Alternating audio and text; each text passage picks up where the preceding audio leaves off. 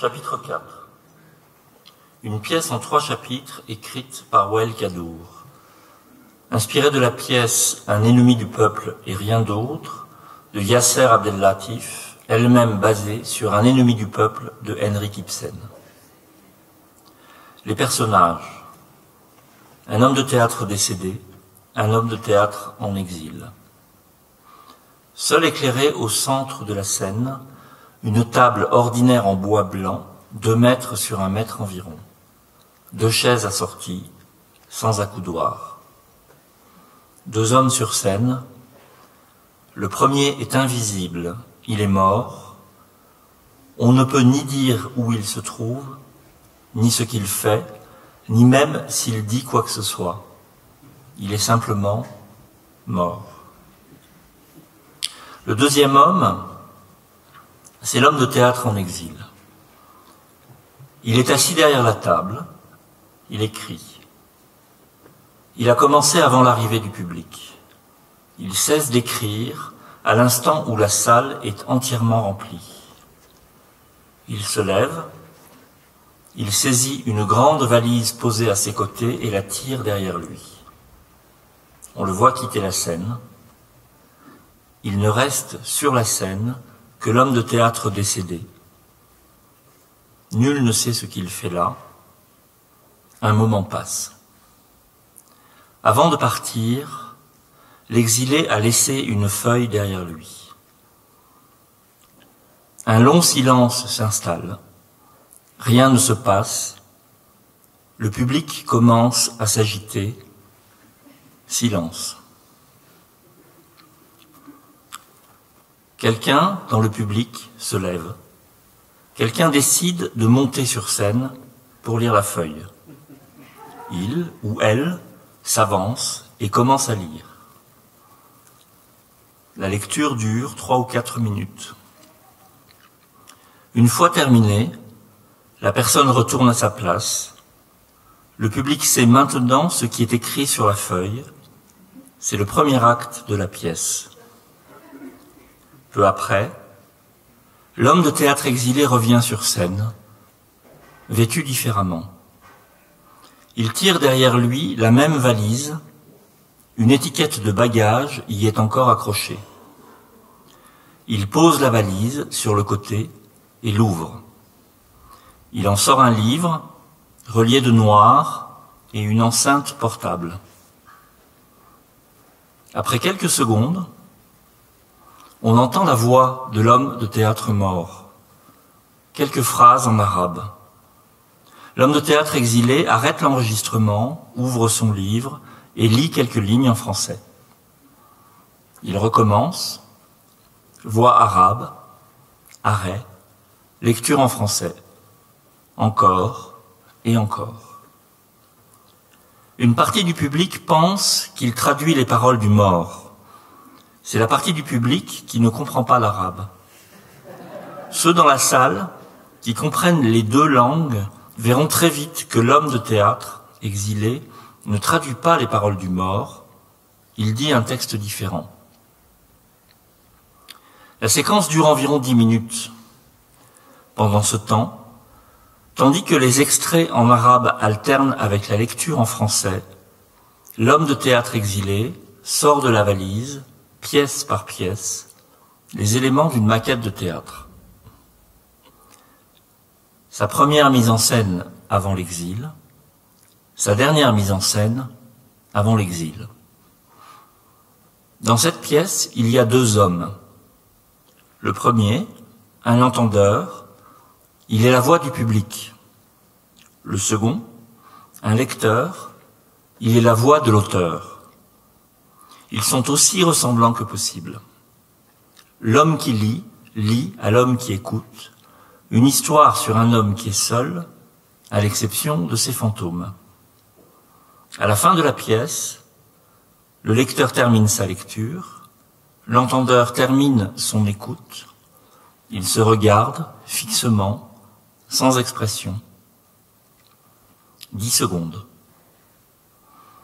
Puis, les 2 hommes disparaissent, l'enceinte disparaît, le livre disparaît, La valise disparaît.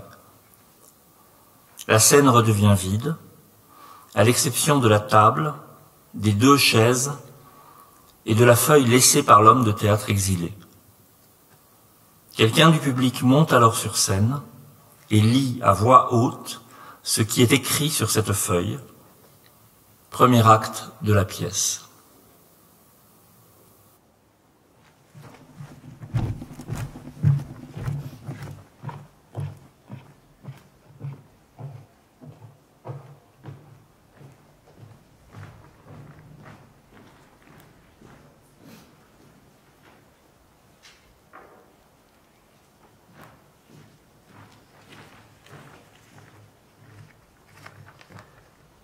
Les bouleversements dramatiques du théâtre, par Wael Qaddour, Damas, juillet 2008.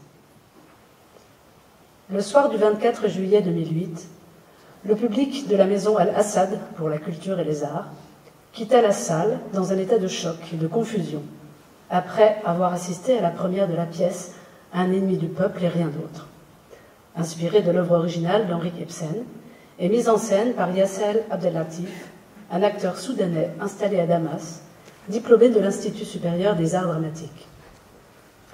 Pour ceux et celles qui ne connaissaient pas la pièce d'Ibsen, les dialogues paraissaient déformés, hachés, et les événements se succédaient sans logique apparente. L'ensemble manquait de conflits dramatiques et il devenait difficile de saisir ce qui se jouait ou se disait sur scène. Pour les spectateurs familiers du texte original, un constat s'imposait. Le personnage principal, le docteur Peter Stockmann, avait été entièrement supprimé de la pièce, ainsi que toutes ses répliques, sans qu'aucun travail de réécriture ou d'adaptation n'ait été entrepris pour pallier cette absence. Ce choix fut confirmé par Yasser Abdellatif lui-même, interrogé à la sortie de la salle par quelques spectateurs et journalistes réunis dans le hall du théâtre. Il déclara « Nous avons été contraints de le faire. L'acteur s'est retiré des répétitions 2 semaines avant la première pour accepter un engagement très bien rémunéré dans une série télévisée. Il nous était impossible de le remplacer dans les délais et nous ne pouvions pas non plus repousser la date de la représentation. Il ne nous a laissé qu'une seule option, supprimer son personnage, sans possibilité de réécriture ni de répétition supplémentaire compte tenu de l'échéance imminente. » À la question de savoir s'il avait effectivement demandé un report à l'autorité organisatrice des festivités de Damas, Yasser répondit qu'il avait bien informé les responsables de la situation et qu'il avait sollicité un report. Demande refusée en raison de l'extrême densité du programme du festival. De son côté, la direction du festival a refusé d'endosser la responsabilité, rappelant que les délais de production avaient été fixés de manière ferme et non négociable dans l'accord signé avec les metteurs en scène, un point que Yasser connaissait parfaitement. Un membre de l'équipe, ayant souhaité rester anonyme, a déclaré « Certains d'entre nous ont proposé à Yasser de jouer le rôle lui-même, mais il a refusé. Il ne voulait pas être à la fois metteur en scène et comédien. » Finalement, c'est le public qui a payé le prix de ces contradictions inhérentes au cadre de production. C'est le public qui a acheté son billet pour se retrouver face à une pièce privée de son personnage principal dans tous les actes, sauf le 4e, celui où le docteur Stockmann prononce son célèbre discours adressé au peuple. Dans cet acte, Yasser Abdellatif montait lui-même sur scène, prenait la place du personnage et déclamait, face publique, le discours mythique dans lequel le docteur accuse le peuple de stupidité et le décrit comme le carburant idéal de la machine politique orchestrée par la clique au pouvoir.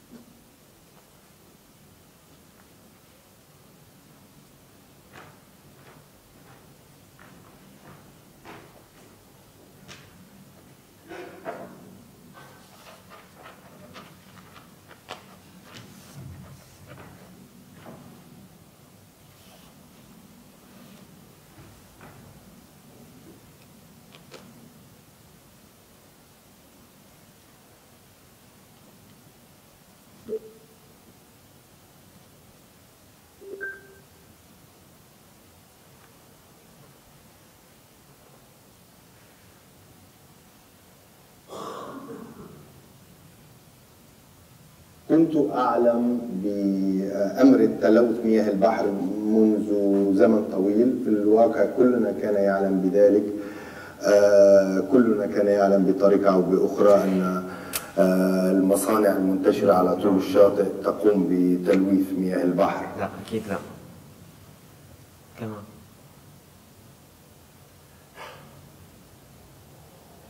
كنت أعلم بأمر تلوث مياه البحر منذ زمن طويل. في الواقع كلنا كان يعلم بذلك. كلنا كان يعلم بطريقة أو بأخرى أن المصانع المنتشرة على طول الشاطئ تقوم بتلوث مياه البحر. Next. كنت أعلم بأمر تلوث مياه البحر منذ زمن طويل. في الواقع كلنا كان يعلم بذلك. Non, non, là, là, là, là, là.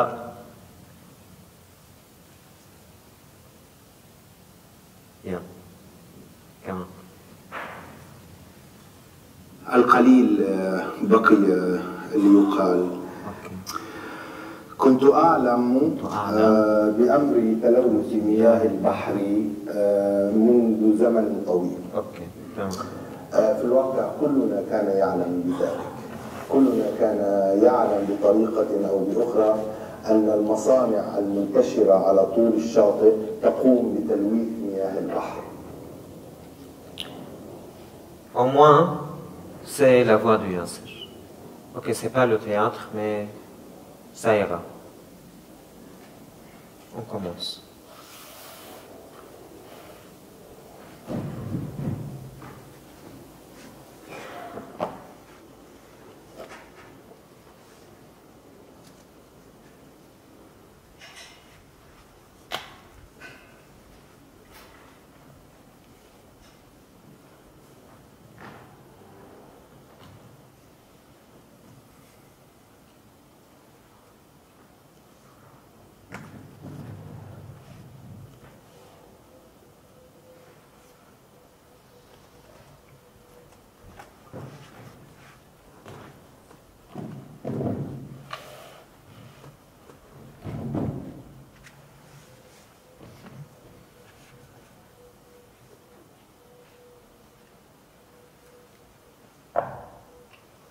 القليل بقي ليقال.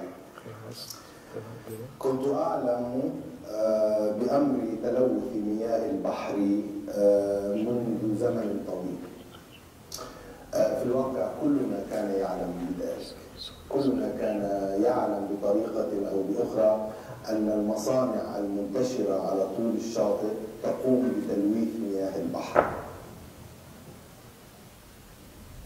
Il reste peu à dire. J'aurais aimé n'écrire que 2 pages vides, une simple surface blanche,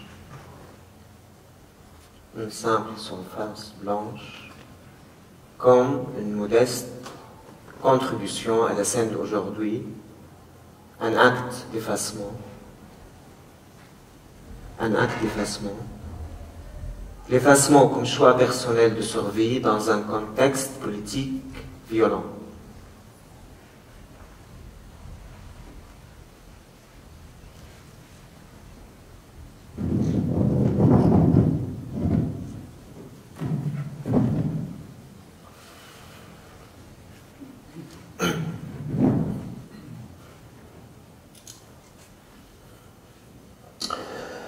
ولكن ما كنت أعلم أنا وحدي أن هذا التلوث سيصل عاجلا أم آجلا إلى مراكز الاستشفاء، وعلى نحو ما كنت أنتظر حصول ذلك، وأنا مستمر بعملي طبيبا رسميا لمراكز الاستشفاء، ومستمر بإنفاق معظم نقودي على متع الحياة وعلى استقبال الأصدقاء في بيتي، وهذا ما يعرفه عني الجميع، وهذا ما يبغضه فيني أخي العمدة.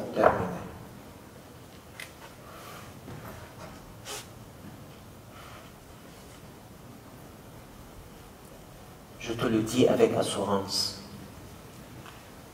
Ce 8 décembre 2024, debout parmi les vainqueurs, le règne de la famille Assad en Syrie est terminé. Mais je ne peux pas dire avec la même certitude qu'une page de ma vie, longue de 43 ans, s'est refermée avec lui. Je ne peux pas la fermer parce que parmi les vainqueurs, il y a autant de criminels que de victimes. Je ne parviens pas à me situer sur ce spectre qui va de la victime absolue au bourreau assumé. Plus que la joie, c'est la haine qui m'envahit.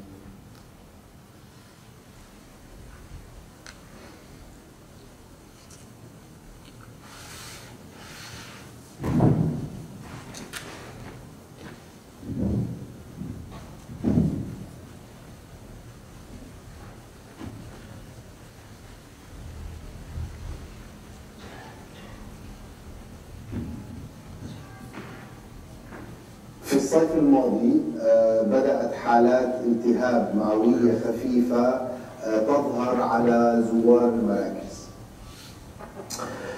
حينها أيقنت أن التلوث قد وصل بالفعل إلى أنابيب المراكز، وبأن الصيف القادم سيكون أشد سوءا. ودون أن أعلم أحدا أخذت عينة من المياه وأرسلتها إلى مخبر للتحليل وانتظرت. كنت أرغب أن يؤكد التحليل توقعاتي وأن أوجه بذلك ضربة لمجلس إدارة الحمامات الذين تجاهلوا منذ سنوات رأيي بوجود مد الأنابيب من تماسها بمياه البحر. حصل ما أرغب به. بدأت حربي ضد رجالات الحكومة، واحتشدت خلفي الصحافة الحرة والطبقة الوسطى، وكنت قريبا جدا من تحقيق الانتصار. ولكن حيلتي الصغيرة هذه لم تصمد طويلا أمام دهاء الطبقة الحاكمة الذين قلبوا الطاولة علي عندما أثاروا الخوف العام من الكلفة المرتفعة للإصلاحات ومن إغلاق الحمامات لسنوات ومن تشويه سمعتها.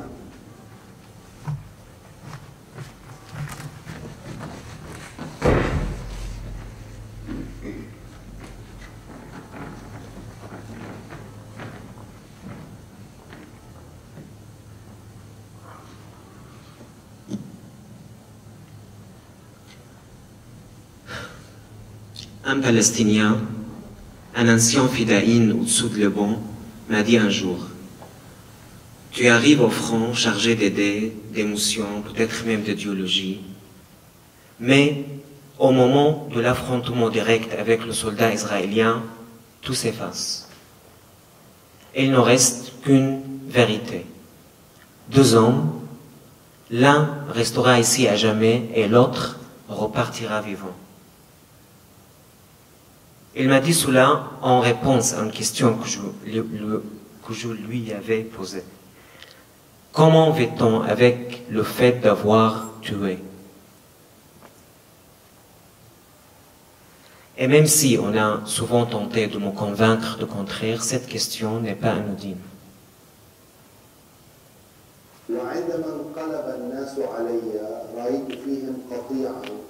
يسهل تخويفهم وتوجيههم من قبل رجالات السياسة. رأيت فيهم الأغلبية المتراصة التي تمتلك القوة ولكنها لا تمتلك الفضيلة. رأيت فيهم الوقود الذي يغذي الآلة السياسية التي تديرها الطغمة الحاكمة. ولم أحتفظ برأيي لنفسي بل حرصت على قوله لعامة الشعب في خطاب شهير من خلاله وبجدارة على لقب عدو الشعب.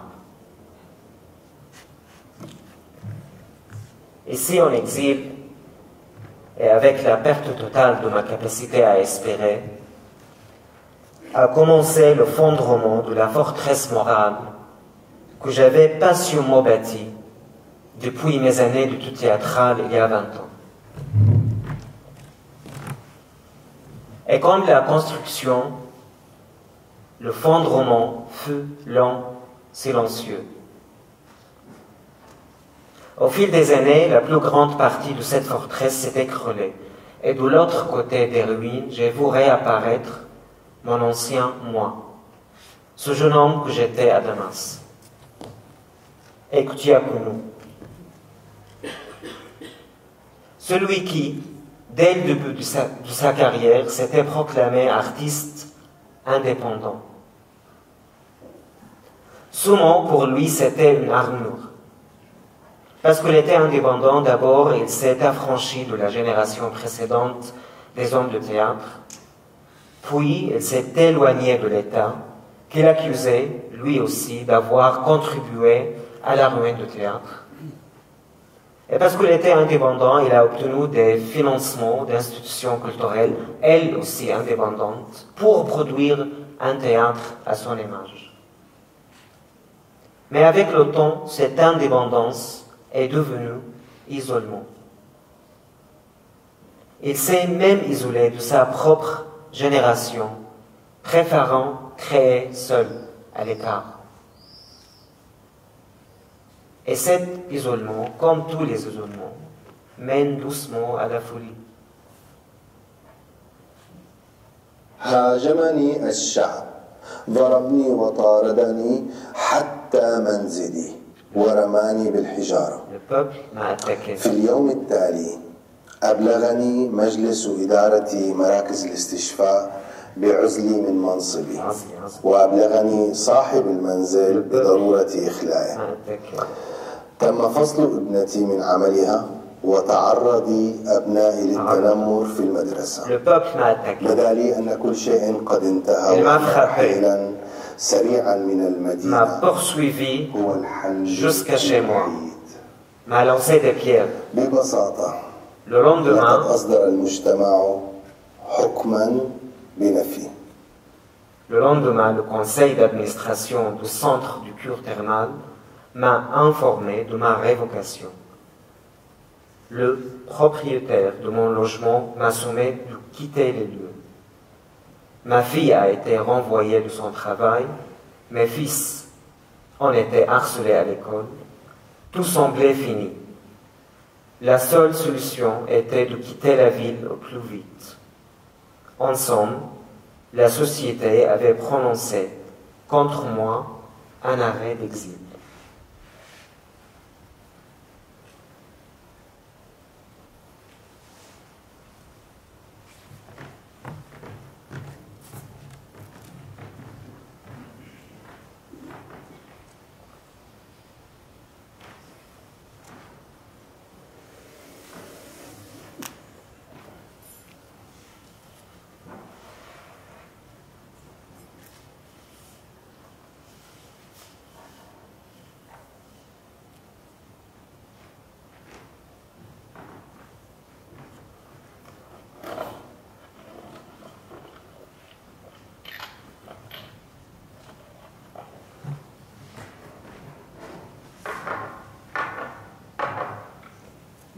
Je pourrais parler pendant des heures des problèmes liés au modèle dominant du soutien au théâtre.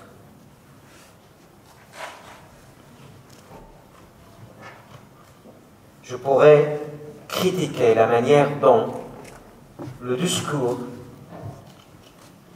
des institutions culturelles et artistiques s'est imposé, influençant la forme et le contenu du travail artistique.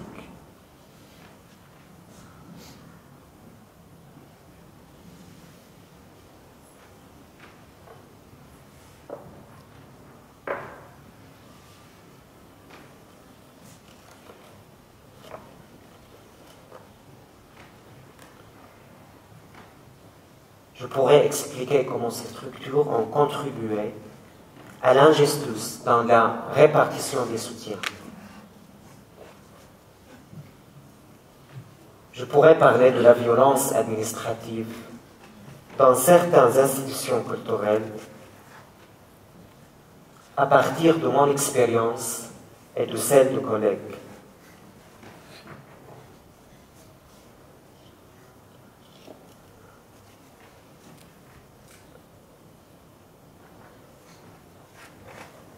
Je pourrais donner des exemples, des chiffres, des faits, des histoires concrètes, mais mes mots manquent de crédibilité.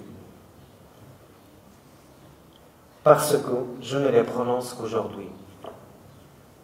Aujourd'hui, alors que je suis hors du système, un homme, j'admets être un homme isolé, un homme qui perd peu à peu la raison.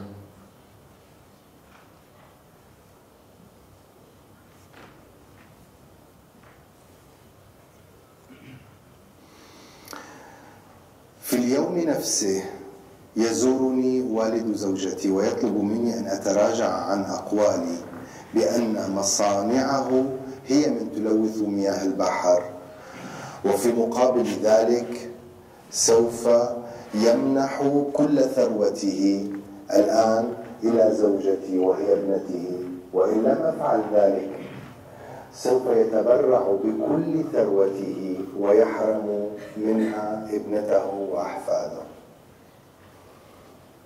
في اليوم ذاته ودون حتى أن أخبر زوجتي سوف أقرر لوحدي بحرمانها وحرمان أطفالنا من ثروة جدهم، وسوف أرفض العرض الذي قدمه لي. J'ai refusé son offre. وسوف أختار أن أبقى في المدينة. J'ai choisi de rester en ville. وأعلم عائلتي بأننا J'ai dit à ma famille que nous ne parterions pas, que nous resterions ici à lutter contre cette société pour la changer. Et j'ai clos la pièce par cette phrase: l'homme le plus fort du monde, c'est celui qui se tient seul face à tous.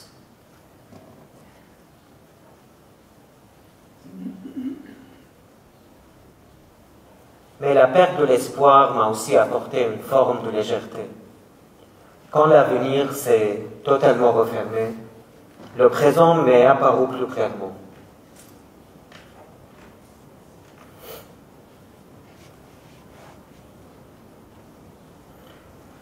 J'ai appris d'être plus indulgent envers moi-même lorsque mes pièces oscillent entre la défense des victimes et leur manipulation. Je me suis défait de ce faux sentiment d'importance qui m'envahissait chaque fois que j'écriais une pièce exilée.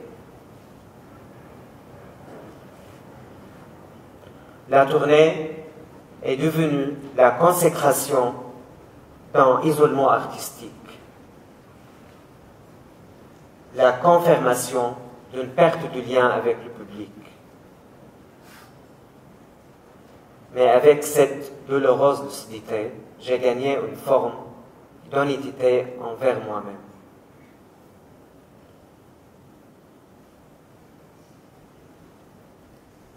Je fais du théâtre pour moi.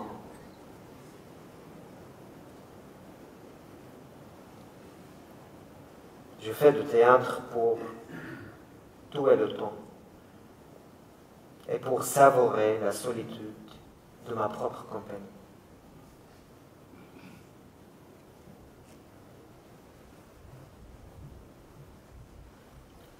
Merci de votre écoute attentive. C'était L'ennemi du peuple et rien d'autre.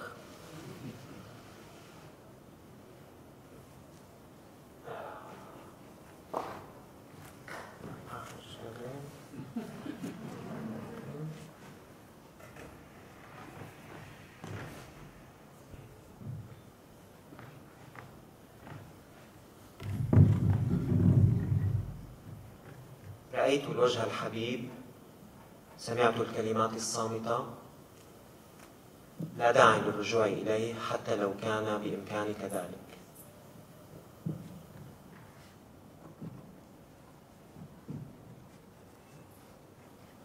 C'est ce que le lecteur dit à l'auditeur lorsqu'il termina sa lecture. Mais cette fois, il resta à sa place, sans disparaître. Tous deux, immobiles, silencieux, se regardaient l'un l'autre, dans un silence si profond qu'on pouvait croire qu'à l'extérieur, toute vie avait disparu. Trop absorbés, cela les empêchait-il d'entendre les bruits du monde? Voyaient-ils quelque chose que nous ne pouvons voir? Était-ce simplement le silence, un silence semblable à celui de l'abîme, abîme de conscience, mon abîme, dont nul ne peut connaître le contenu. Ainsi, la triste histoire, une dernière fois redite, ils restèrent assis comme devenus de pierre.